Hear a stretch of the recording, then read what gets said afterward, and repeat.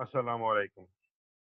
अच्छा जी, इससे पहले हमने चैप्टर नंबर 6 के अंदर डिस्कस किया था, जो इससे पहले वाला टॉपिक है, which is international flows of capital and good. अब हम इसका टॉपिक नंबर 2 डिस्कस कर रहे हैं, which is saving and investment in a small open economy. हम अब डिस्कस करने के लिए जाएंगे कि एक स्मॉल ओपन इकोनॉमी के अंदर सेविंग एंड इन्वेस्टमेंट का क्या रोल होता है। ठीक है जी। तो इसको करने के लिए सबसे पहले हम एक मॉडल डेवलप करेंगे। देखिए लिखा हुआ है, now we will develop a model that explains the behaviour of the variables. वो वेरिएबल्स उनका बिहेवियर एक्सप्लेन करता है, that measures transactions in an open economy. अब वो कौन से वेरिएबल्स हैं जो एक ओपन इकोनॉमी के अंदर ट्रांजैक्शंस का जो मेजर करते हैं। उसके अंदर हमने कहा था नेट एक्सपोर्ट्स है, उसके अंदर सेविंग है, उसके अंदर इन्वेस्टमेंट है, उसके अंदर आपका जो है वो नेट कैपिटल आउटफ्लो आ जाता है। ठीक है, तो ये सारे वो वेरिएबल्स है बेसिकली जो ट्रांजेक्शन्स को मेजर करते हैं एक ओपन इकोनॉमी के अंदर। कि नेट एक्सपोर्ट्स भी होती है, सेविंग भी होती है, इन्वेस्टमेंट भी होती है, नेट कैपिटल आउटफ्लो भी होता है, ये सारी की सारी चीजें होती है। ठीक है जी। तो वो मॉडल अब हम डेवलप करेंगे, ठीक है जी, जो एक्सप्लेन करेगा इन वेरिएबल्स का बिहेवियर, कि ये वेरिएबल्स जब ऊपर जाते हैं तो क्या होता है, जब ये वेरिएबल्स नीचे आते हैं तो दूसरे वेरिएबल्स के ऊपर क्या इम्पैक्ट होता है। और उसके बाद हम इसको यूज करेंगे। We can then use the model to answer questions such as how the trade balance responds to a changes in policy. तो हम उसके बाद बात करेंगे कि जब कभी भी एक गवर्नमेंट अपनी पॉलिसी चेंज करती है अपने मुल्क के अंदर, या फिर कोई और गवर्नमेंट पॉलिसी चेंज करती है हमारे मुल्क से बाहर, तो उससे क्या फर्क पड़ता है इन वेरिएबल्स के ऊपर। ठीक है जी। तो हम उस मॉडल को डेवलप करने के लिए जाएंगे अभी। तो मॉडल ये रहा, लेकिन हम उससे पहले कुछ चीजें क्लियर कर लें मजीद। हम रिकॉल कर रहे हैं कि जी ट्रेड बैलेंस हमेशा नेट कैपिटल आउटफ्लो के बराबर होता है। ये चीज हम ऑलरेडी डिस्कस कर चुके थे। जो के बराबर होता है हमारी सेविंग और इन्वेस्टमेंट के। ये चीज ऑलरेडी अभी तक डिस्कस हो चुकी है कि जी saving minus investment is equal to net exports, अगर आपको याद होगा। अगर सेविंग बड़ी होती है, इन्वेस्टमेंट छोटी होती है, तो नेट एक्सपोर्ट्स हमारी जो है वो पॉजिटिव होती हैं। और अगर सेविंग हमारी छोटी होती है और इन्वेस्टमेंट बड़ी होती है तो हमारी नेट एक्सपोर्ट्स माइनस के अंदर जाती हैं। अच्छा, क्लोज्ड इकोनॉमी के अंदर तो हमारा रियल इंटरेस्ट रेट हमारी सेविंग और इन्वेस्टमेंट डिसाइड कर सकती थी। ठीक है जी।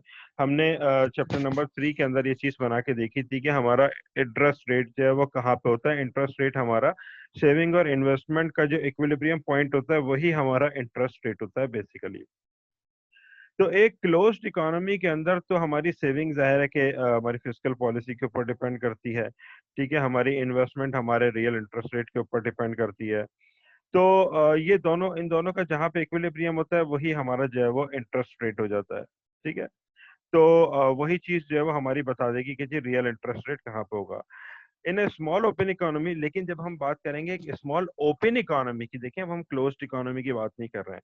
क्लोज्ड इकोनॉमी के अंदर तो हम किसी भी बाहर के मुल्क से इंटरेक्ट कर ही नहीं रहते। तो जो हमारी सेविंग थी वो हमारी सेविंग थी, जो हम इन्वेस्ट करना चाहते थे हमें उसी में से करना पड़ता था, जो हम प्रोड्यूस करते थे वही हम कंज्यूम कर सकते थे, उसमें से कुछ बचाते थे तो हम इन्वेस्ट कर देते थे। लेकिन इस चैप्टर के शुरू के अंदर हमने डिस्कस किया था कि अगर हम एक ओपन इकोनॉमी की बात करें तो इट इज नॉट नेसेसरी कि उसकी सेविंग उसकी इन्वेस्टमेंट के बराबर ही होगी। ठीक है। तो एक स्मॉल ओपन इकोनॉमी के अंदर, और स्पेशली एक ऐसी स्मॉल ओपन इकोनॉमी जिसके अंदर परफेक्ट कैपिटल मोबिलिटी हो। ठीक है। दुनिया एक ग्लोबल विलेज बनती जा रही है। आप अपना पैसा बाहर ले जाके भी इन्वेस्ट कर सकते हैं, बाहर वाले अपना पैसा आपके मुल्क के अंदर लेके आके लाके इन्वेस्ट कर सकते हैं। ठीक है जी। कैपिटल एक जगह से दूसरी जगह फ्लो हो रहा है, गुड्स एंड सर्विसेज एक जगह से दूसरी जगह पे फ्लो हो रही है। तो हमारा कैपिटल मोबिलिटी जो है वो जैसे जैसे दिन गुजरते जा रहे हैं वैसे वैसे बढ़ती जा रही है।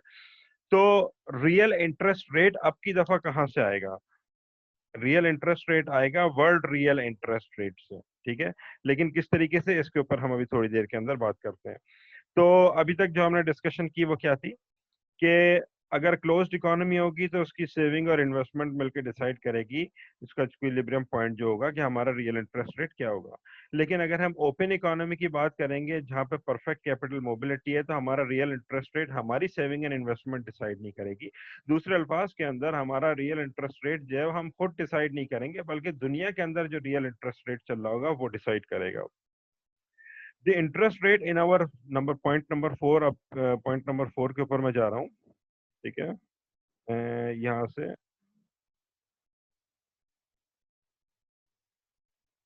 पॉइंट नंबर 4 के ऊपर जा रहा हूँ। The real the interest rate in our small open economy are must equal world interest rate, the real interest rate prevailing in world financial markets. ये हमने बात कर दी। और अब हम अगर वर्ल्ड इंटरेस्ट रेट की बात करेंगे तो हम उसको नाम देंगे आर एस्ट्रिक का, जो यहाँ पे लिखा हुआ है। ठीक है जी।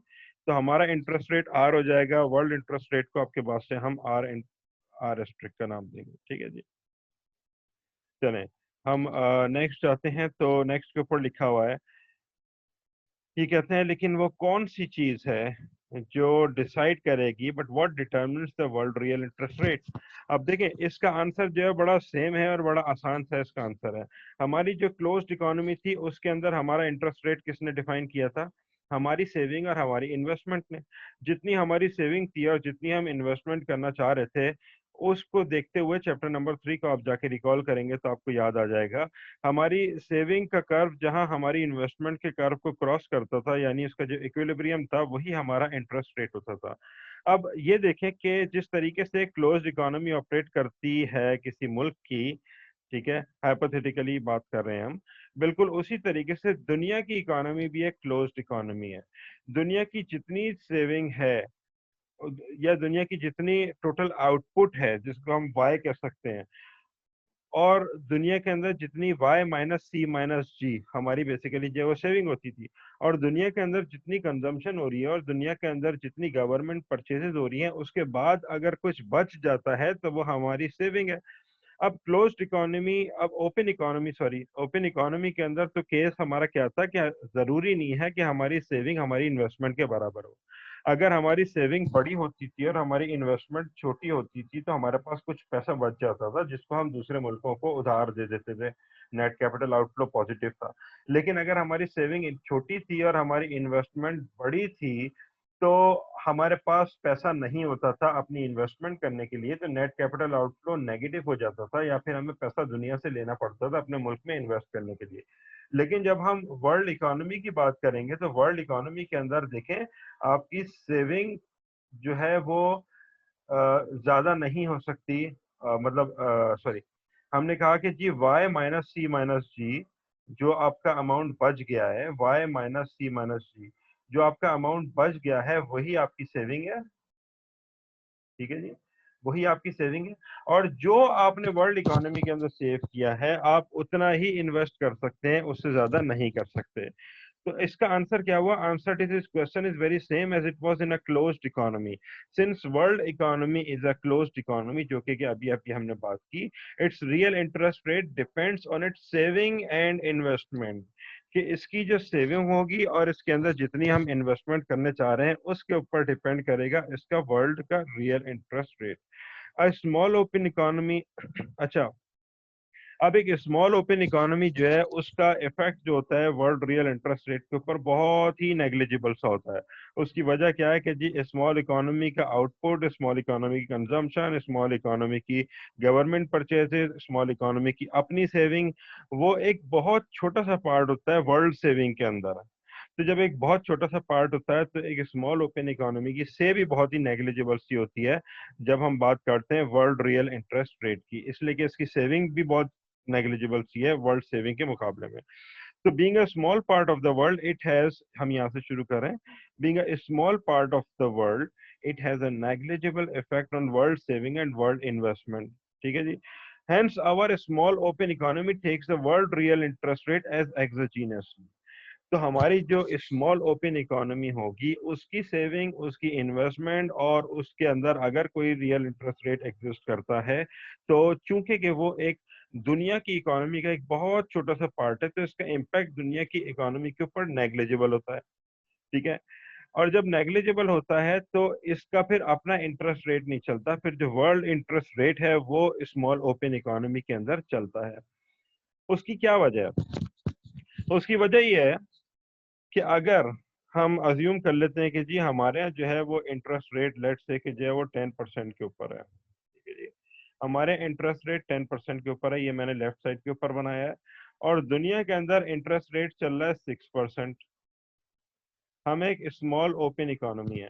अब अगर हमारे यहाँ कोई कारोबार करना चाहता है, कोई अगर उधार लेना चाहता है, तो फिर परफेक्ट कैपिटल मोबिलिटी की बात कर रहे हैं, ओपन इकोनॉमी की बात कर रहे हैं, क्या वो पाकिस्तान के अंदर रहते हुए पाकिस्तान के बैंक से इस 10% इंटरेस्ट के ऊपर उधार लेके अपनी इंडस्ट्री लगाएगा, या फिर वो 6% वाले मॉडल के ऊपर जाएगा और कहेगा भाई मैं किसी जो है वो इंटरनेशनल बैंक से ले लेता हूँ 6% के ऊपर।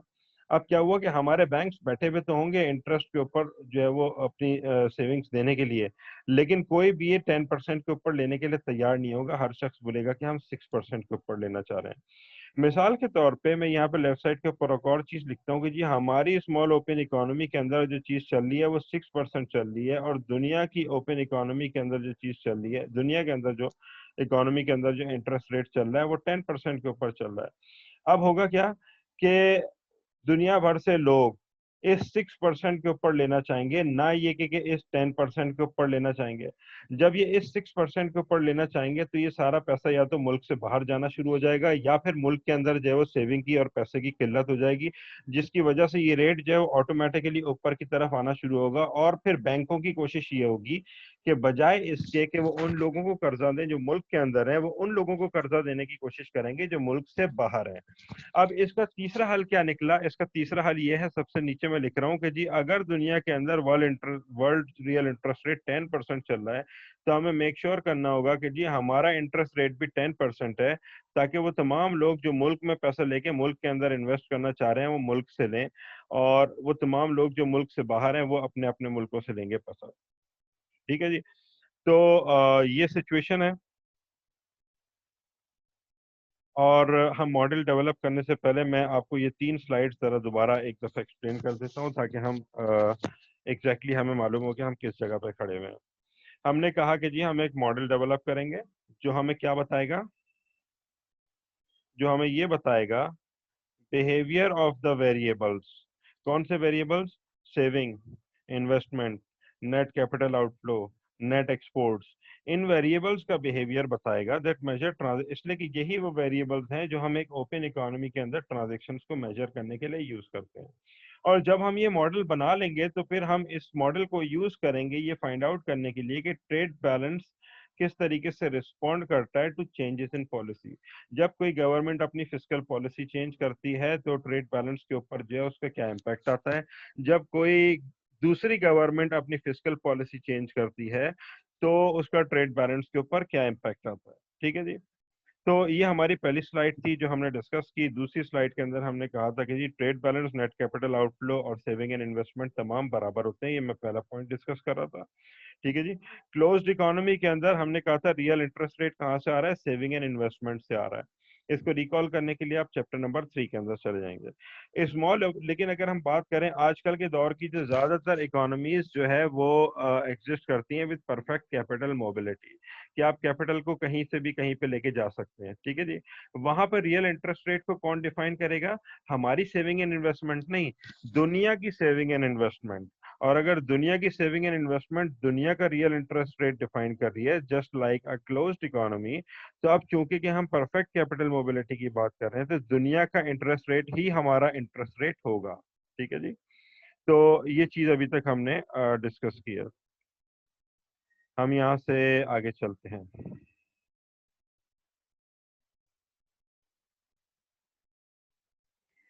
अच्छा जी, अब हम जो है ये मॉडल बनाने के लिए आ रहे हैं और हम चैप्टर नंबर 3 से कुछ चीजें जो है वो रिकॉल करेंगे। सबसे पहली जो चीज रिकॉल करेंगे हम वो तो ये है कि जी चैप्टर नंबर 3 के अंदर आपको याद होगा हमने कहा था कि, और उन्हीं अजम्पशंस को हम थोड़ा सा आगे लेके चलेंगे, हमने कहा था कि जी आउटपुट डिपेंड करता है बेसिकली इसके ऊपर, फैक्टर्स ऑफ प्रोडक्शन के ऊपर, amount of capital and amount of labour के ऊपर। और हमने ये भी अज्यूम किया था कि अगर amount of capital and amount of labour fixed होगा तो हमारा आउटपुट भी फिक्स्ड होगा। ठीक है जी। दूसरी अजम्पशन जो हमारी थी चैप्टर नंबर 3 के अंदर वो ये थी कि हमारी consumption is positively related to disposable income. Disposable income क्या थी कि हमने टोटल आउटपुट में से अगर हम अपने जो टैक्सेस को निकाल दे तो हमारी डिस्पोजेबल इनकम आ जाती है। यानी अगर मैंने 100 रुपए कमाए हैं उसमें से मैंने 20 रुपए टैक्स दे दिया है तो मेरी डिस्पोजेबल इनकम 80 रुपए है, और ये 20 रुपए हुकूमत के पास चले गए in the form of revenues, जहां से वो गवर्नमेंट परचेजेस करेंगे। दूसरी अजम्पशन हमारी ये थी। ठीक है, जो यहाँ पे लिखी हुई है मैं आपको यहाँ पे मार्क करके दिखा देता हूँ। हमारी पहली अजम्पशन थी कि हमारा आउटपुट जो है वो फिक्स्ड है। दूसरी अजम्पशन हमारी ये थी कि हमारा जो कंजम्पशन है वो डिपेंड करती है हमारी डिस्पोजेबल इनकम के ऊपर। आप देखें यहाँ पे वाई बार लिखा हुआ है, यहाँ पे वाई बार का मतलब ये हुआ कि हम अज्यूम कर रहे हैं कि हमारा आउटपुट फिक्स्ड है। वही वाई बार हमने यहाँ पे यूज किया है कि आउटपुट फिक्स्ड है, उसमें से कुछ पैसा हुकूमत ने ले लिया है। ठीक है, गवर्नमेंट जो है वो फिस्कल पॉलिसी बनाती है, तो वही डिफाइन करती है कि हम आपसे कितने टैक्सेस लेंगे।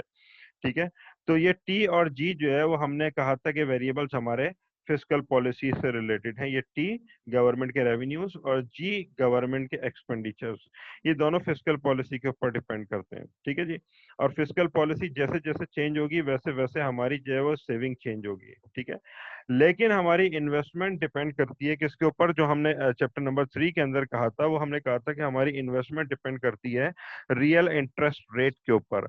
और अब जो बात आ गई है वो ये आ गई है कि जी रियल इंटरेस्ट रेट हमारा कौन सा होगा, वो होगा हमारा रियल इंटरेस्ट रेट जो दुनिया का रियल इंटरेस्ट रेट है। तो हमने उस जो चैप्टर नंबर 3 के अंदर बेसिकली चीज लिखी थी, मैं आपको यहाँ पे लिख के साइड के अंदर थोड़ा सा बता देता हूँ। हमने कहा था कि जी इन्वेस्टमेंट डिपेंड करती है रियल इंटरेस्ट रेट के ऊपर। ये बात हमने उस वक्त तक की थी जब तक हमने चैप्टर नंबर 3 पढ़ा था। लेकिन अब हम चैप्टर नंबर 6 के अंदर आ गए हैं और अब हम एक ओपन इकोनॉमी की बात कर रहे हैं। और ओपन इकोनॉमी के अंदर दुनिया की सेविंग और दुनिया की इन्वेस्टमेंट मिल के डिसाइड करती है कि दुनिया में रियल इंटरेस्ट रेट कितना होगा। और जो रियल इंटरेस्ट रेट दुनिया के अंदर होगा वही इंटरेस्ट रेट हमारे यहाँ भी होगा। ये बात हम पिछली स्लाइड के अंदर डिस्कस कर चुके हैं। तो मैंने इस आर को बेसिकली जो है वो रिप्लेस कर दिया, आर के ऊपर मैंने एक छोटा सा स्ट्रिक लगा दिया। इसका मतलब ये हुआ कि हमारी अब इन्वेस्टमेंट डिपेंड करेगी वर्ल्ड रियल इंटरेस्ट रेट के ऊपर। ठीक है जी, तो ये चीज हमने यहाँ पे डिस्कस की है। तो हमारी इक्वेशन कुछ इस तरीके से बन गई, मैं उसको क्लियर करके आपको जो दिखा देता हूँ। हमारी इक्वेशन अब कुछ इस तरीके से बन गई कि हमारी नेट एक्सपोर्ट्स डिपेंड करती हैं हमारे output y minus C minus G minus I. And y minus C minus G क्या चीज थी, अगर आप लोग याद करें तो y माइनस सी माइनस जी हमारी सेविंग बनती है। हमने कहा था कि हमारी, ये हम पहले डिस्कस कर चुके हैं इस चैप्टर के पहले टॉपिक के अंदर, कि हमारी net export is equal to Y minus C minus G minus I, कि हमारी नेट एक्सपोर्ट डिपेंड करती है हमारी सेविंग माइनस इन्वेस्टमेंट के ऊपर। ये बहुत टॉपिक डिटेल के अंदर डिस्कस हो चुका है। तो ये वही वाली चीज बेसिकली लिखी हुई है। तो अब हुआ क्या बेसिकली कि हमने कहा कि y माइनस सी माइनस जी, अगर हम कहते हैं कि हमारी सेविंग फिक्स्ड है, हम यहाँ पे भी एक अजम्पशन कर रहे हैं कि जी हमारी सेविंग फिक्स्ड है जस्ट लाइक चैप्टर नंबर 3। अगर हमारी सेविंग फिक्स्ड है तो देखिए जब मैं सेविंग का ग्राफ बनाऊंगा आगे चल के तो मेरा ग्राफ जो है वो स्ट्रेट होगा। स्ट्रेट होने का मतलब ये होगा कि रियल इंटरेस्ट रेट के ऊपर सेविंग डिपेंड नहीं कर रही है। सेविंग डिपेंड करती है रियल इंटरेस्ट रेट के ऊपर, लेकिन फिलहाल हम ये अज्यूम कर रहे हैं कि जी हमारी सेविंग इन्वेस्ट, हमारी सेविंग जो है वो फिक्स्ड है। ठीक है जी, अगर हमारी सेविंग फिक्स्ड होगी तो हमारे जो इसका सेविंग का ग्राफ होगा वो स्ट्रेट जाएगा। सेविंग माइनस इन्वेस्टमेंट अब किसके ऊपर डिपेंड कर रही है, वर्ल्ड रियल इंटरेस्ट रेट के ऊपर डिपेंड कर रही है। Because saving depends on fiscal policy, saving किस पे डिपेंड कर रही है, फिस्कल पॉलिसी के ऊपर डिपेंड कर रही है। किस तरीके से डिपेंड कर रही है कि जी फिस्कल, ये देखें वाई, यहाँ पे मैं इसको जो मार्क करता हूँ, ये टी जो फिस्कल पॉलिसी का है, ये जी फिस्कल पॉलिसी का है। अगर आपको थोड़ी सी कंफ्यूजन है फिस्कल पॉलिसी के अंदर तो मैं यहाँ पे थोड़ी सी चीजें एक्सप्लेन कर देता हूँ मैं। फिस्कल पॉलिसी उन तमाम अरेंजमेंट से रिलेटेड है जो गवर्नमेंट करती है अपने रेवेन्यूज कलेक्ट करने के लिए और अपने खर्चे करने के लिए। हर साल जो बजट आता है ये फिस्कल पॉलिसी होती है बेसिकली। तो टी क्या है, टैक्सेस जो हुकूमत आवाम से लेती है। जी क्या है, गवर्नमेंट एक्सपेंडिचर जो हुकूमत आवाम के ऊपर या फिर जो अपनी से गुड्स एंड सर्विसेज की परचेज के ऊपर खर्च करती है, वो हमारा जो है वो जी होता है। तो वो कहता है कि सेविंग किसके ऊपर डिपेंड कर रही है, फिस्कल पॉलिसी के ऊपर डिपेंड कर रही है। अगर हुकूमत टैक्सेस बढ़ा देगी तो डिस्पोजेबल इनकम कम हो जाएगी, जिसके ऊपर सेविंग डिपेंड कर रही है। अगर गवर्नमेंट खर्चे बढ़ा देगी अपने, यानी कि पहले से ज्यादा खर्चा करना शुरू कर देगी, तो हमारी सेविंग कम हो जाएगी। उसकी वजह यह है कि गवर्नमेंट के खर्चे अगर बढ़ गए तो वाई माइनस सी माइनस जी में से अगर ये जी ऊपर चला गया, मैं ये आपको बना के दिखा रहा हूँ, तो जाहिर सी बात है कि हमारी सेविंग नीचे चली जाएगी। अगर कंजम्पशन ऊपर चली गई तो हमारी सेविंग जो है वो नीचे चली जाएगी। आउटपुट को फिलहाल हमने अभी फिक्स रखा हुआ है, अदरवाइज आउटपुट का भी सेविंग के अंदर डेफिनेटली रोल हो सकता है अगर आउटपुट ऊपर जाए तो सेविंग क्योंकि कि डिपेंड करती है फिस्कल पॉलिसी के ऊपर, और इन्वेस्टमेंट अब किसके ऊपर डिपेंड कर रही है? वर्ल्ड रियल इंटरेस्ट रेट के ऊपर। ठीक है जी। तो देखें, हमने क्या कहा, net exports is equal to saving minus investment. ठीक है, मैं सबको क्लियर करके एक दफा आपको फिर लिख के दिखाता हूँ। Net exports is equal to saving minus investment. अब देखिएगा जरा सा कि हमारी जो है वो सेविंग किसके ऊपर डिपेंड कर रही है? फिस्कल पॉलिसी के ऊपर। इन्वेस्टमेंट किसके ऊपर डिपेंड कर रही है? वर्ल्ड रियल इंटरेस्ट रेट के ऊपर। अब हम इस जुमले को दोबारा पढ़ते हैं और समझने की कोशिश करते हैं। Because saving depends on fiscal policy, yes saving depends on fiscal policy, and investment depends on world real interest rate. Investment किसके ऊपर डिपेंड कर रही है? वर्ल्ड रियल इंटरेस्ट रेट के ऊपर। The trade balance depends on these variables as well। तो अब लाजमी सी बात है कि हमारे जो नेट एक्सपोर्ट्स होगी वो भी हमारी सेविंग और इन्वेस्टमेंट के ऊपर डिपेंड करेगी। ठीक है जी। तो ये बात वैसे हमारी पहले भी डिस्कस हो चुकी है, लेकिन अब हम इसको थोड़ा सा जो है वो डिफरेंट सिनेरियो के अंदर देखने के लिए जाएंगे इससे आगे। अब हुआ क्या बेसिकली, सॉरी हम आगे आ गए हैं, यस। इस ग्राफ को जरा सा गौर से देखें। हमने यहाँ पे क्या किया है, हमने रियल इंटरेस्ट रेट लिया है वाई एक्सिस के ऊपर, हमने इन्वेस्टमेंट और सेविंग को हमने लिया है एक्स एक्सिस के ऊपर।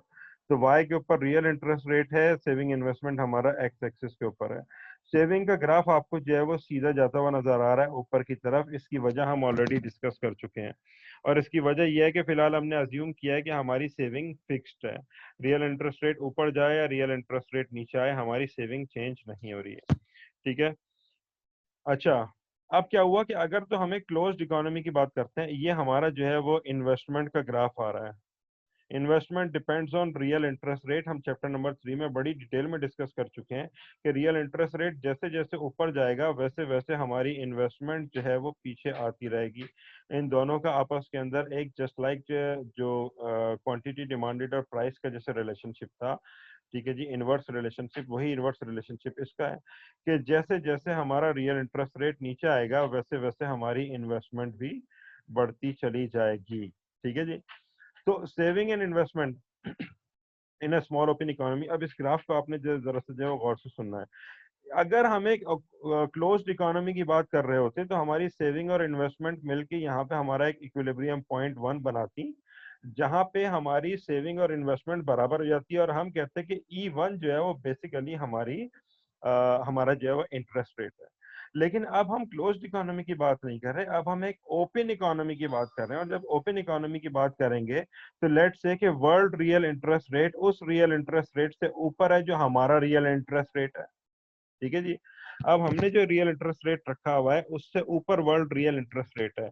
इस सिचुएशन के अंदर ट्रेड सरप्लस हो जाएगा। उसकी वजह यह है कि हमारी जितनी सेविंग है, हमारे लोग उतनी इन्वेस्टमेंट नहीं कर रहे हैं। आप बात समझ रहे हैं? हमारी सेविंग है 100 रुपए की, लेट से के यहाँ पे, लेकिन चूंकि कि वर्ल्ड रियल इंटरेस्ट रेट बहुत ऊपर है और हम भी वर्ल्ड रियल इंटरेस्ट रेट के साथ ही चल रहे हैं, तो अब हमारी इकोनॉमी के अंदर होने वाली इन्वेस्टमेंट जो है वो इतनी होगी। तो अब आपने बचाए हैं बेसिकली 100 रुपए, लेकिन आपके मुल्क के अंदर होने वाली इन्वेस्टमेंट जो है वो 60 रुपए की है, तो 40 रुपए का आपके पास जो है वो ट्रेड सरप्लस हो जाएगा। ये आपके पास 40 रुपए बच जाएंगे जो आप मुल्क से बाहर किसी को उधार दे सकते हैं। ये नेट कैपिटल आउटफ्लो आपका जो है वो पॉजिटिव हो जाएगा। हम इस जुमले को पढ़ते हैं जो लेफ्ट साइड के ऊपर लिखा हुआ है, in a closed economy the real interest rate adjust to equilibrate saving and investment. ठीक है, ये बात हम ऑलरेडी डिस्कस कर चुके हैं कि अगर इकोनॉमी क्लोज्ड होती है तो हमारी जो है वो real interest rate automatically adjust होता है सेविंग और इन्वेस्टमेंट जहाँ पे बराबर आ जाए। In a small open economy the interest rate is determined in financial markets. ये बात हम ऑलरेडी डिस्कस कर चुके हैं। The difference between saving and investment determines the trade balance. Here there is a trade surplus because at the world interest rate saving exceeds investment. इसलिए कि world interest rate के ऊपर जितनी हमारी सेविंग थी, यहाँ पे एस जो लिखा हुआ है यहाँ पे, इससे कम हम इन्वेस्टमेंट करने के लिए जा रहे हैं, तो जाहिर है कि हमारे पास कुछ पैसा बच गया है, जो नेट कैपिटल आउटफ्लो हमारा पॉजिटिव हो जाएगा फिर। ठीक है जी, और हमारी नेट एक्सपोर्ट्स पॉजिटिव हो जाएंगे। मैं इसको क्लियर करूंगा और मैं चाहूंगा कि आप इसको बहुत अच्छी तरीके से एक दफा फिर से देखें। ठीक है, मैं खुद भी एक्सप्लेन कर देता हूँ, और अगर आपको बात समझ में नहीं आ रही है तो आप पीछे जाके इसको खुद भी देख सकते हैं दोबारा। हमने कहा था कि जी नेट एक्सपोर्ट्स हमारी डिपेंड करती हैं सेविंग और इन्वेस्टमेंट के ऊपर। ठीक है, सेविंग हमने यहाँ पे कह दिया कि जी फिक्स्ड है, इसलिए कि सेविंग हमारी कहाँ से आ रही है, हमारी फिस्कल पॉलिसी से आ रही है, ये हमने अभी अज्यूम किया है। इन्वेस्टमेंट रियल इंटरेस्ट रेट के ऊपर डिपेंड करती है। ये बात उस वक्त तक सही थी जब तक हम एक क्लोज्ड इकोनॉमी की बात कर रहे थे, लेकिन अब हम एक ओपन इकोनॉमी की बात कर रहे हैं विद परफेक्ट कैपिटल मोबिलिटी, तो जरूरी है कि हमारे यहाँ रियल इंटरेस्ट रेट वही हो जो वर्ल्ड फाइनेंशियल मार्केट्स के अंदर है। इसलिए कि अगर हमारा रियल इंटरेस्ट रेट वो नहीं होगा जो वर्ल्ड फाइनेंशियल मार्केट्स के अंदर है, तो क्या होगा कि हाँ, या तो हम ट्रेड सरप्लस के अंदर चले जाएंगे, या फिर हम जो है वो, अगर हम एक बैलेंस ट्रेड की बात कर रहे हैं तो, या फिर हम जो है वो ट्रेड डेफिसिट के अंदर चले जाएंगे। तो हमने क्या कहा आपकी दफा कि इन्वेस्टमेंट किसके ऊपर डिपेंड कर रही है, वर्ल्ड रियल इंटरेस्ट रेट के ऊपर डिपेंड कर रही है इन्वेस्टमेंट। ठीक है, अब हम आगे जाते हैं और हम इसको देखते हैं, तो ये देखिएगा कि अगर हम अपनी सेविंग और इन्वेस्टमेंट के ऊपर चलें तो हमारे पास ये रियल इंटरेस्ट रेट होगा। ठीक है, हालांकि कि हमारे पास सेविंग इतनी है, लेकिन वर्ल्ड फाइनेंशियल मार्केट्स के अंदर एक हाई रियल इंटरेस्ट रेट मिल रहा है। अगर हाई रियल इंटरेस्ट रेट मिल रहा है तो, चूंकि कि investment world real interest rate के ऊपर डिपेंड करती है, तो अब हमारी जो इन्वेस्टमेंट होगी वो यहाँ पे होगी, जबकि कि हमारी सेविंग इस जगह पे होगी। और हमने 100 रुपए की अगर सेविंग की है, लेकिन हम इन्वेस्टमेंट 60 रुपए की करने को तैयार है, तो हमारे पास 40 रुपए बच जाते हैं, जो कि हम दूसरे मुल्कों को उधार के अंदर दे सकते हैं। हमारी नेट एक्सपोर्ट्स पॉजिटिव होगी, हमारा नेट कैपिटल आउटफ्लो पॉजिटिव होगा, हमारी सेविंग इन्वेस्टमेंट से बड़ी होगी। ये तीनों चीजें हमारी जो है फिक्स हो गई। हम इसके बाद जो है वो नेक्स्ट स्लाइड के ऊपर जाते हैं। आप इसको जो है पॉज करके दोबारा रिवाइंड करके भी देख सकते हैं अगर आपको ये चीज समझ में नहीं आई तो। उसके बाद इससे आगे हम चलेंगे इंशाल्लाह। अच्छा जी, तो उसके बाद हम जाएंगे फिस्कल पॉलिसी एट होम। हमने शुरू में क्या चीज डिस्कस की थी कि हम इस मॉडल को डेवलप करने के बाद, जो हमने मॉडल डेवलप किया था, इस मॉडल को हम डेवलप करने के बाद देखेंगे कि इसका क्या इम्पैक्ट आता है जब पॉलिसीज चेंज होती हैं किसी भी मुल्क के अंदर। अब हम बात करेंगे फिस्कल पॉलिसी एट होम, यानी हमारे मुल्क के अंदर अगर फिस्कल पॉलिसी चेंज होती है तो क्या होगा। फिस्कल पॉलिसी क्या थी, गवर्नमेंट अपने एक्सपेंडिचर्स की बात करती है और गवर्नमेंट अपने रेवेन्यूज की बात करती है। गवर्नमेंट के रेवेन्यूज का एक मेजर हिस्सा जो आता है वो टैक्सेस की फॉर्म के अंदर आता है। फिस्कल पॉलिसी एट होम, हम इसको पढ़ना शुरू करते हैं।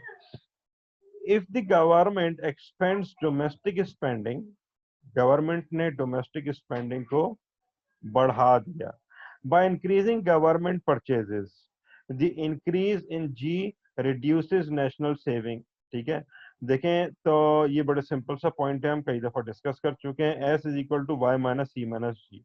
गवर्नमेंट ने अगर जी को बढ़ा दिया तो हमारी नेशनल सेविंग कम हो गई, और अगर हमारी नेशनल सेविंग कम हो गई है, अब हुआ क्या, लेकिन हमारा जो है वो वर्ल्ड रियल इंटरेस्ट रेट जो है वो चेंज नहीं हुआ। वर्ल्ड रियल इंटरेस्ट रेट अपनी जगह पे है। इन्वेस्टमेंट, तो इसका मतलब है कि हमारी इन्वेस्टमेंट भी चेंज नहीं होगी, इसलिए कि इन्वेस्टमेंट किसके ऊपर डिपेंड करती थी, वर्ल्ड रियल इंटरेस्ट रेट के ऊपर डिपेंड करती थी। अब हमने क्या किया कि हमने अपनी सेविंग को रिड्यूस कर दिया है गवर्नमेंट एक्सपेंडिचर्स बढ़ा के, लेकिन वर्ल्ड रियल इंटरेस्ट रेट अभी चेंज नहीं हुआ है। Therefore saving falls below investment, और अब हमारी सेविंग जो है वो इन्वेस्टमेंट से कम हो जाएगी। And some investment must now be financed by borrowing from abroad, और अब की दफा हमें अपनी इन्वेस्टमेंट कहाँ से करनी पड़ेगी, हमें दूसरे मुल्कों से कर्जा लेना पड़ेगा। मैं एक छोटी सी एग्जांपल बना के आपको बता देता हूँ। ठीक है, यहाँ पे मैं लिखता हूँ कि जी saving is equal to S is equal to Y minus C minus G. ठीक है जी, अब हम अज्यूम करते हैं कि जी हमारी जो है वो सेविंग जो है वो इन तीन के ऊपर डिपेंड कर रही है। फिलहाल हमारी जो सेविंग, हमारा जो गवर्नमेंट परचेजेस ऊपर चली गई।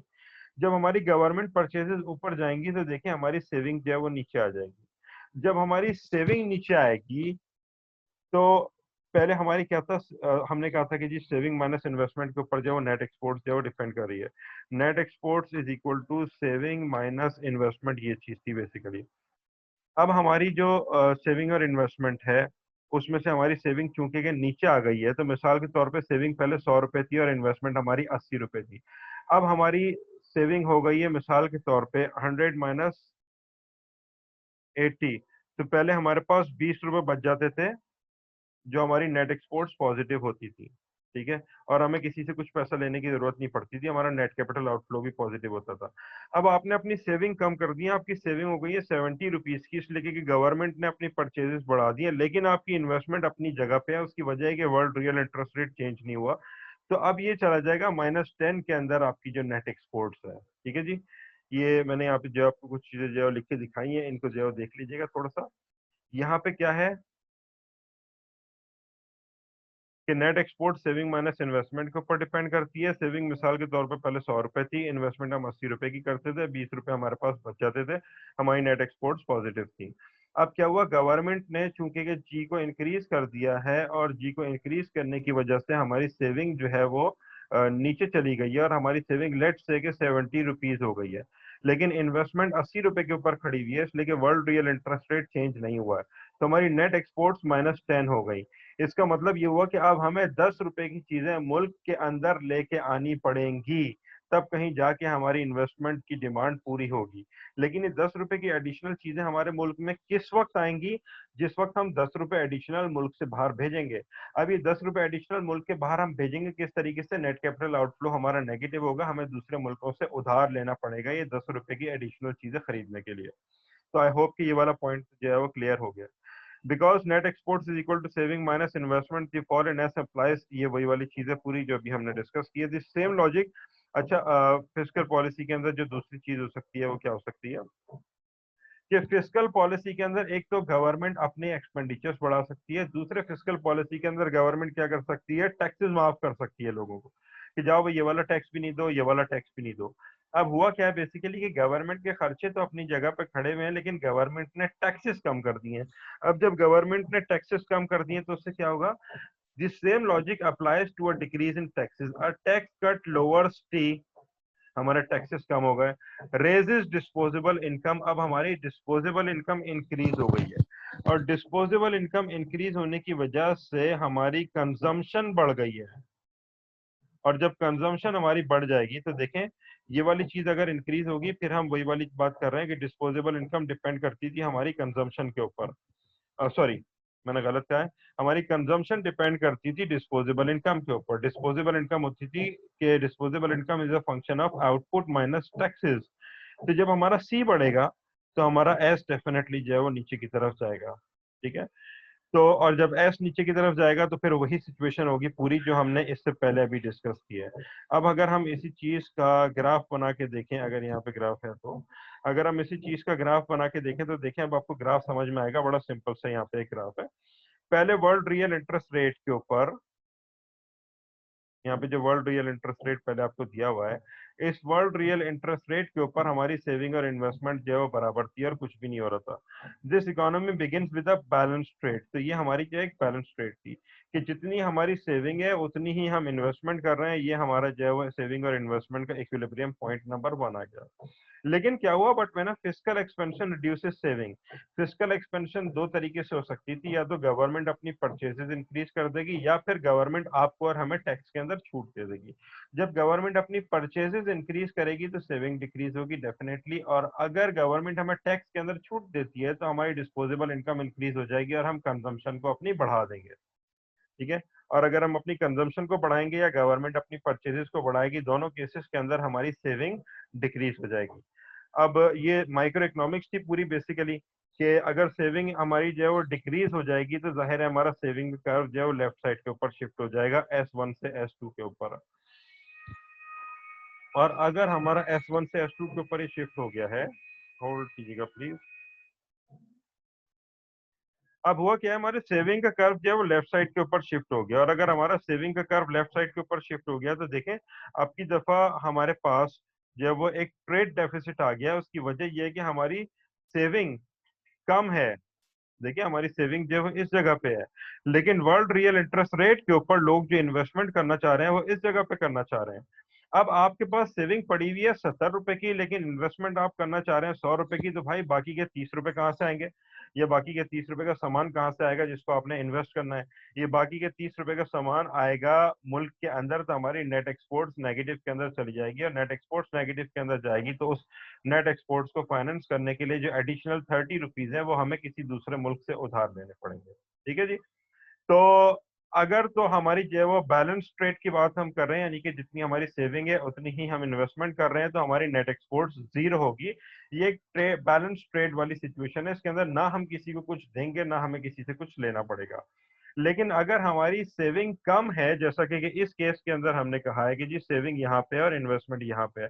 सेविंग आपने की है 70 रुपए की, इन्वेस्टमेंट करना चाह रहे हैं आप 100 रुपए की, तो भाई एडिशनल 30 रुपए आपको कहीं ना कहीं से लेके आने पड़ेंगे, वो मुल्क के बाहर से आप उधार की फॉर्म के अंदर लेके आएंगे। हाँ, अगर वो वाली सिचुएशन है जो हमने पहले डिस्कस की थी, यानी कि आपकी सेविंग पड़ी है, आपकी इन्वेस्टमेंट से आपने 100 रुपए बचाए हैं, आप 70 रुपए इन्वेस्ट करना चाह रहे हैं, तो अब आपके पास 30 रुपए बचे हुए हैं कि आप दूसरे मुल्कों को ये 30 रुपए उधार के अंदर दे सकते हैं। ठीक है जी। तो ये हमारी थी discussion basically a fiscal expansion at home in a small open economy. हम इससे आगे चलते हैं और हम देखते हैं कि जी आगे क्या है।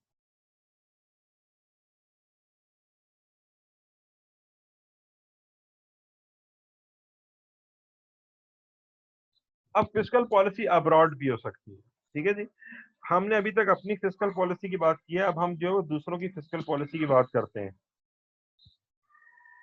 हम अज्यूम करते हैं कि जी consider now what happens to a small open economy when foreign governments increase their government purchases. अब क्या हुआ है, पहले हमारी गवर्नमेंट ने इंक्रीज की थी परचेजेस, अब उनकी गवर्नमेंट परचेजेस इंक्रीज कर रही है, यानी कि उनकी फिस्कल पॉलिसी चेंज हुई है। If a large foreign economy increases it's government purchases it would reduce world saving. अब बात समझ रहे हैं क्या हुआ है कि एक बड़ी ओपन इकोनॉमी है, ठीक है, जिसका दुनिया की इकोनॉमी के अंदर एक मेजर रोल था, दुनिया की सेविंग के अंदर उसकी एक मेजर कंट्रीब्यूशन थी, दुनिया की इन्वेस्टमेंट में उसकी एक मेजर कंट्रीब्यूशन थी। उसने अपनी फिस्कल पॉलिसी चेंज की है, उसकी गवर्नमेंट परचेजेस इंक्रीज हो गई है। जब उसकी गवर्नमेंट परचेजेस इंक्रीज हो गई हैं तो हुआ क्या कि दुनिया की इकोनॉमी क्या थी, बिल्कुल एक क्लोज्ड इकोनॉमी की तरह, Y is equal to C minus I minus G. ठीक है जी। कि हमारा जो आउटपुट होता है, ठीक है, उसमें से हम क्या कहते हैं, y minus C minus G, ठीक है, is equal to world saving होती है। सॉरी, मैंने गलत कह दिया था। तो अब क्या हुआ कि जी दुनिया की सेविंग डिक्रीज हो गई, इसलिए कि दुनिया के अंदर गवर्नमेंट परचेजेस इंक्रीज नहीं है, और जब दुनिया की सेविंग डिक्रीज हो गई तो वर्ल्ड रियल इंटरेस्ट रेट बढ़ जाएगा। वर्ल्ड रियल इंटरेस्ट रेट कैसे बढ़ेगा, आप खुद एक चीज बना के देख सकते हैं ग्राफ के ऊपर कि वर्ल्ड सेविंग अगर जो है वो फिक्स थी तो उसका कर्व जो है वो लेफ्ट साइड के ऊपर शिफ्ट हो गया, और अगर उसका कर्व लेफ्ट साइड के ऊपर शिफ्ट होगा तो आप देखेंगे कि उसके अंदर world real interest rate increase हो जाएगा। The decrease in world saving causes the world interest rate to rise. अगर ऐसा हुआ है, this reduces investment in our small open economy. अब जब दुनिया का रियल इंटरेस्ट रेट बढ़ गया है तो दुनिया के रियल इंटरेस्ट रेट के ऊपर डिपेंड करता था हमारा रियल इंटरेस्ट रेट, और रियल इंटरेस्ट रेट और इन्वेस्टमेंट दोनों आपस में एक दूसरे के साथ नेगेटिवली या इन्वर्सली रिलेटेड है। अब अगर वर्ल्ड रियल इंटरेस्ट रेट बढ़ा है तो हमारी जो स्मॉल ओपन इकोनॉमी है उसके अंदर इन्वेस्टमेंट कम हो जाएगी, और अगर हमारे पास इन्वेस्टमेंट कम हो जाएगी because there has been no change in domestic saving, हमारी डोमेस्टिक सेविंग चेंज नहीं हुई है, तो saving as now exceeds investment. अब हमारी जो सेविंग है वो हमारी इन्वेस्टमेंट से बड़ी हो जाएगी, और जब हमारी सेविंग इन्वेस्टमेंट से बड़ी हो जाएगी तो क्या होगा, एंड सम ऑफ अवर, तो हम जो है वो ट्रेड सरप्लस के अंदर चले जाएंगे। ठीक है, मैं इस बात को दोबारा एक्सप्लेन करता हूँ अभी। ठीक है, reduce saving abroad leads to a trade surplus at home. बस एक सेकंड दीजिएगा प्लीज। अगर अभी तक की पिक्चर आपके दिमाग में क्लियर है तो देखिएगा थोड़ा सा कि क्या हुआ है कि दूसरे मुल्कों के अंदर, मैं इसको क्लियर करके एक दफा फिर से इसी चीज को बताऊंगा एक बड़ी ओपन इकोनॉमी, दूसरी उसने अपनी गवर्नमेंट परचेजेस बढ़ा दिए। जब उसने अपनी गवर्नमेंट परचेजेस बढ़ा दिए हैं तो देखें, y minus C minus G is equal to S, कि जी टोटल आउटपुट में से यानी y में से कुछ चीजें हम कंज्यूम कर लेते हैं, कुछ गवर्नमेंट कंज्यूम कर लेती है और उसके बाद कुछ बच जाता है। जब वर्ल्ड ओपन इकोनॉमी के अंदर जब गवर्नमेंट परचेजेस बढ़ेंगी, इसलिए कि हम एक बाहर वाली बड़ी गवर्नमेंट की बात कर रहे हैं, तो दुनिया के अंदर जो है वो सेविंग जो है वो नीचे आ जाएगी। अग्रीड? या अगर दुनिया के अंदर सेविंग नीचे आ जाएगी तो दुनिया के अंदर जो हमने इन्वेस्टमेंट का जो ग्राफ बनाया था वो कुछ इस तरीके से था, और हमने अज्यूम किया था कि जी दुनिया के अंदर जो सेविंग जो है वो फिक्स्ड है, ये सेविंग का ग्राफ था। अगर दुनिया के अंदर सेविंग कम हो जाएगी तो दुनिया के अंदर सेविंग का ग्राफ लेफ्ट साइड के ऊपर शिफ्ट हो जाएगा, S1 से हम S2 के ऊपर चले जाएंगे। ये S2 है, ये S1 है। अगर दुनिया के अंदर रियल इंटरेस्ट रेट अब जो है वो पहले यहाँ पे था, अब दुनिया के अंदर रियल इंटरेस्ट रेट किधर आ गया? दुनिया के अंदर रियल इंटरेस्ट रेट जो है वो ऊपर चला गया। दुनिया के रियल इंटरेस्ट रेट के ऊपर डिपेंड करती थी हमारे मुल्क में होने वाली इन्वेस्टमेंट। रियल इंटरेस्ट रेट और इन्वेस्टमेंट दोनों आपस में एक दूसरे के से इन्वर्सली रिलेटेड है। अब अगर दुनिया के अंदर रियल इंटरेस्ट रेट बढ़ गया है तो हमारे मुल्क में होने वाली इन्वेस्टमेंट कम हो जाएगी। हमारे मुल्क में क्या था? S minus I is equal to net exports. अब अगर दुनिया के अंदर रियल इंटरेस्ट रेट बढ़ गया है तो हमारे मुल्क में होने वाली इन्वेस्टमेंट कम हो जाएगी। अगर हमारे मुल्क में होने वाली इन्वेस्टमेंट कम हो जाएगी तो हमारे सेविंग और इन्वेस्टमेंट का गैप बढ़ जाएगा। और अगर हमारे सेविंग और इन्वेस्टमेंट का गैप बढ़ जाएगा और हमारी सेविंग हमारी इन्वेस्टमेंट से थोड़ी सी और बड़ी हो जाएगी तो हमारी नेट एक्सपोर्ट्स जो है वो थोड़ी सी और पॉजिटिव हो जाएगी, और अगर माइनस में थी तो उसके चांसेस है कि वो जो है वो प्लस के अंदर भी जा सकती है। ठीक है? तो ये बेसिकली जो है वो दूसरी पॉलिसी थी जिसको हमने कहा था फिस्कल पॉलिसी अब्रॉड। ठीक है? अच्छा, इसका ग्राफ जो है वो यहाँ पे जो है वो बना हुआ है। ठीक है?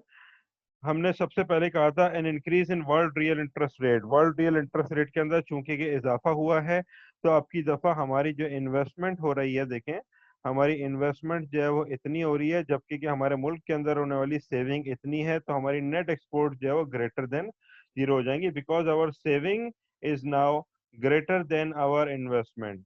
और अगर हमारी सेविंग इन्वेस्टमेंट से ग्रेटर है तो हमारे पास कुछ सामान बच जाएगा जो हमने इन्वेस्ट नहीं करना, इस सामान को हम जब एक्सपोर्ट कर देंगे, और जब हम इसको एक्सपोर्ट करेंगे तो हमारी नेट एक्सपोर्ट पॉजिटिव होंगी। और जब हमारी नेट एक्सपोर्ट्स पॉजिटिव होंगी तो हमारी जो सेविंग भी बढ़ी है इन्वेस्टमेंट से, नेट एक्सपोर्ट्स पॉजिटिव है और हमारा नेट कैपिटल आउटफ्लो भी पॉजिटिव है। ठीक है जी? तो यही ग्राफ था जो हमने अभी डिस्कस किया था पिछली स्लाइड के अंदर। और पिछली स्लाइड देखने के बाद इस ग्राफ को अगर आप गौर से देखेंगे तो उम्मीद है कि बात आपको मजीद क्लियर हो जाएगी। हम यहाँ से मजीद आगे जाते हैं, हम कहते हैं कि भाई और चीजें भी हो सकती हैं जो मुल्कों के अंदर होती हैं, और हम बेसिकली ये देखना चाहते हैं कि किस तरीके से, सॉरी यहाँ पे, हमारी पॉलिसीज का इन्फ्लुएंस होता है ट्रेड बैलेंस के ऊपर। हमने दो किस्म की पॉलिसीज की बात की है, हमने कहा फिस्कल पॉलिसी हमारे मुल्क के अंदर, फिस्कल पॉलिसी किसी दूसरे मुल्क के अंदर। हम एक और पॉलिसी की एग्जांपल यहाँ पे ले लेते हैं और हम कहते हैं कि किस तरीके से पॉलिसीज का इम्प्लीमेंट का यहाँ पे जो है वो इन्फ्लुएंस हो सकता है। Consider what happens to our small open economy if its investment schedule shifts outward due to government encouraging policies. हमने मैक्रो इकोनॉमिक्स पढ़ी थी, हमने कहा कि जी बहुत सारे मामला ऐसे होते हैं जिसके अंदर डिमांड का कर्व जो है राइट या लेफ्ट के ऊपर शिफ्ट हो जाता है। ये जो हमारी इन्वेस्टमेंट और सेविंग चल रही है ये भी बेसिकली डिमांड और सप्लाई की तरह ही है। बास केसेस ऐसे हो सकते हैं जहां पे गवर्नमेंट अपने लोगों को इनकरेज करती है कि भाई आपने जो है वो इन्वेस्टमेंट करनी है, किसी भी तरीके से इन्वेस्टमेंट के लिए इनकरेज कर सकती है। हो सकता है कि इंटरेस्ट रेट चेंज ना हुआ हो, लेकिन हुकूमत कहती है कि अगर आप जो है वो नया बिजनेस स्टार्ट करने के लिए जा रहे हैं तो हम गारंटी देते हैं कि ये बिजनेस जो है वो फलेगा फूलेगा। गवर्नमेंट लोगों से कहती है कि जी अगर आप ये बिजनेस जो है वो स्टार्ट करते हैं तो हम आपको ये फैसिलिटीज देंगे। ठीक है? यहाँ पे एक एग्जांपल चल लिखी हुई है, the demand of investment goods at every interest rate increases. तो हमने क्या कहा कि हमारा जो है वो इन्वेस्टमेंट का कर्व राइट साइड के ऊपर शिफ्ट हो जाएगा। At a given world interest rate, अब वर्ल्ड इंटरेस्ट रेट तो चेंज नहीं हुआ है, इन्वेस्टमेंट इज नाउ हायर, अब हम पहले से ज्यादा इन्वेस्टमेंट करने चाह रहे हैं, और सेविंग हमारी चेंज नहीं हुई है। Some investment must now be financed by borrowing from abroad. तो अब क्या हुआ है कि हमें कुछ इन्वेस्टमेंट जो है वो करनी पड़ेगी दूसरे मुल्कों से उधार लेके। किस तरीके से, हम नेक्स्ट स्लाइड के ऊपर जाके देखते हैं, थोड़ा सा आपको ये चीज जो है वो क्लियर होगी थोड़ी सी। देखें ये जो एस यहाँ पे लिखा हुआ है, ये हमारी सेविंग है, और हमारी सेविंग हमने कहा है कि फिक्स्ड है, ठीक है। सेविंग हमारी कब चेंज हो रही थी, जब गवर्नमेंट ने फिस्कल पॉलिसी चेंज की थी। इस तीसरे केस के अंदर हमारे, हम कह रहे हैं कि हमारी सेविंग जो है वो फिक्स्ड है।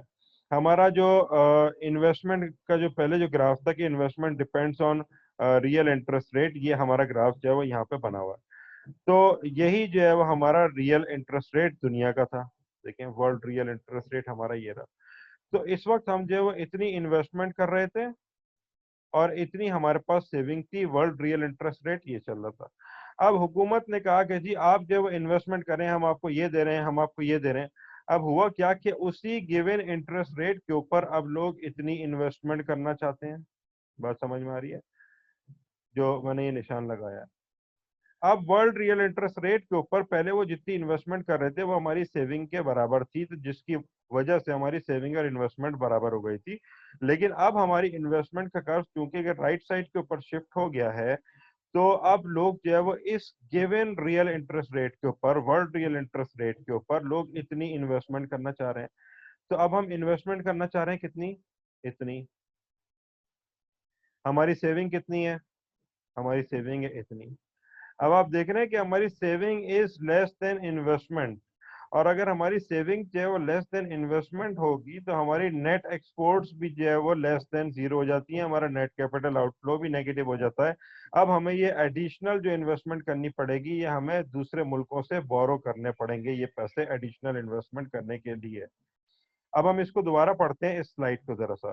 Consider what happens to our small open economy if its investment schedule shifts outward. Investment schedule बाहर चला गया, राइट साइड के ऊपर शिफ्ट हो गया। इसलिए कि गवर्नमेंट जो है वो इनकरेज कर रही है कि लोगों को कि भाई आप इन्वेस्टमेंट करें, आप इन्वेस्टमेंट करें। लेकिन वर्ल्ड रियल इंटरेस्ट रेट तो गिवन है। अब हमारी इन्वेस्टमेंट जो है वो बड़ी हो गई है पहले से, और हमारी सेविंग अनचेंज्ड है।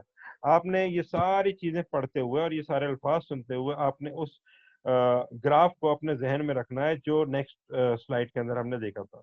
अब जो एडिशनल इन्वेस्टमेंट है भाई, हम करेंगे कहाँ से, हमारे पास तो इस एडिशनल इन्वेस्टमेंट के लिए पैसा ही नहीं था।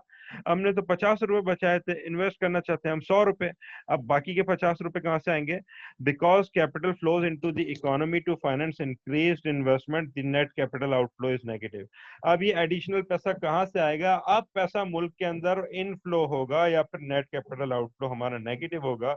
इस एडिशनल इन्वेस्टमेंट को फाइनेंस करने के लिए हमें जो एडिशनल पैसा चाहिए वो मुल्क के अंदर आएगा in the form of loans probably. ठीक है जी। तो ये चीज थी इसके अंदर, अभी तक हमने ये सारी चीजें डिस्कस कर ली हैं। अब हम कहते हैं कि जी इवेल्युएटिंग इकोनॉमिक पॉलिसीज, कि हम इकोनॉमिक पॉलिसीज को इवेल्युएट करते हैं और उसके बारे में थोड़ी सी बात करते हैं। Because net exports, saving investment, net capital outflow are connected. इतनी सारी डिस्कशन होने के बाद ये तो क्लियर है कि जी ये तीनों चीजें आपस में एक दूसरे के साथ कनेक्टेड है। The impact of economic policies and domestic saving and investment also affect trade balance। ये चीज हम अभी तक डिस्कस कर चुके हैं कि हमारी इकोनॉमिक पॉलिसीज जो है, the impact of economic policies यानी फिस्कल पॉलिसी जिसकी अभी तक हमने बात की है, या फिर वो जो एनकरेज करने वाली जो पॉलिसी थी, उसका डोमेस्टिक सेविंग एंड इन्वेस्टमेंट के ऊपर जो है वो इम्पैक्ट होता है, और अगर इसके ऊपर इम्पैक्ट होता है तो ट्रेड बैलेंस के ऊपर भी इम्पैक्ट होता है।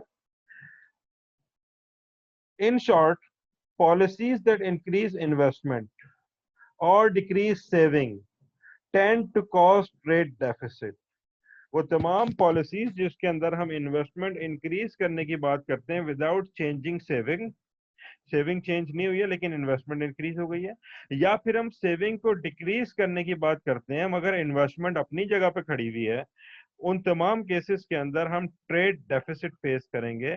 उसकी वजह यह है कि अगर कुछ बचाया नहीं है लेकिन लगाने की बात करते हो तो पैसा आपको कहीं ना कहीं से चाहिए, और वो पैसा कहाँ से आएगा? वो पैसा मुल्क के अगर बाहर से आएगा तो नेट कैपिटल आउटफ्लो नेगेटिव होगा, नेट एक्सपोर्ट्स आपकी नेगेटिव होंगी।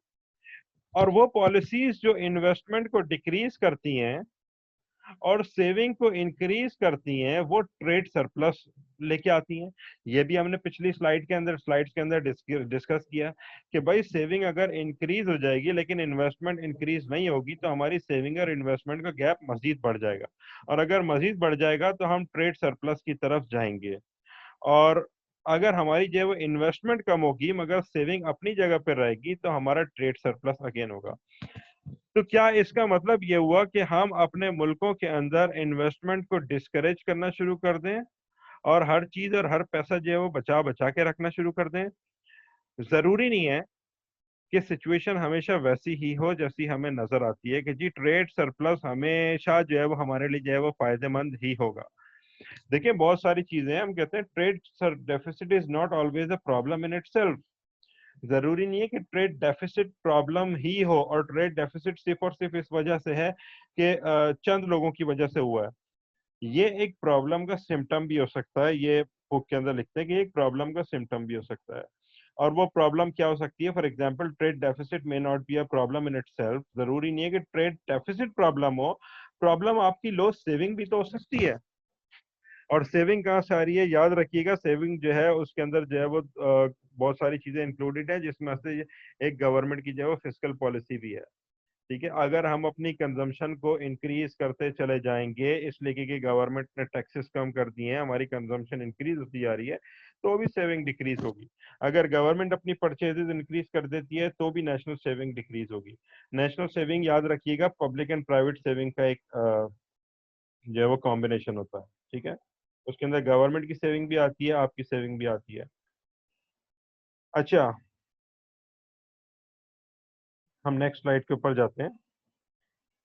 इन an open economy low saving leads to trade deficit.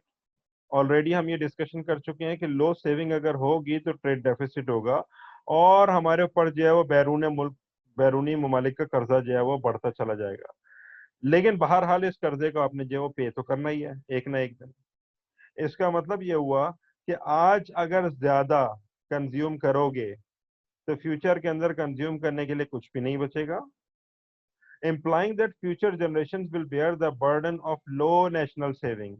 तो अगर आज हम सेविंग नहीं करेंगे, किसी जमाने में मुझे याद है कि वो हबीब बैंक के बड़े बड़े से बोर्ड्स लगे हुए होते थे, बहुत पुराने जमाने की बात है।